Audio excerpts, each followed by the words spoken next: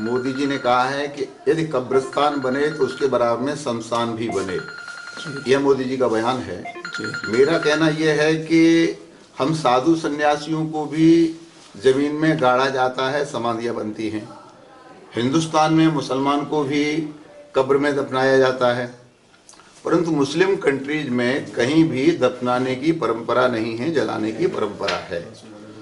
और अगर कब्रिस्तान सारे हिंदुस्तान में बनता रहेगा तो हिंदुस्तान में रहने की जगह ही नहीं मिलेगी, खेती के लिए जगह नहीं मिलेगी जी।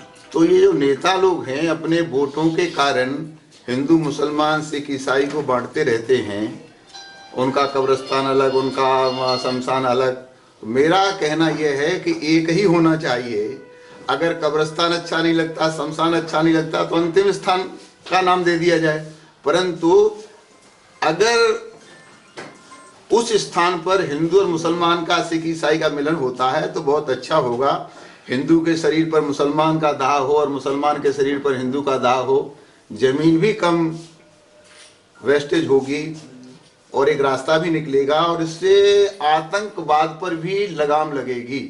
क्योंकि आतंकवादियों को यह बताया गया है कि मरने के बाद एक तो जन्नत मिलेगी, ये बेहतर हूरें मिलेंगी, और जब यहीं जल के खाक हो जाएंगे तो न जन्नत मिलेगी न हूरें मिलेंगी, जो कुछ मिलेगा तो यहीं मिलेगा।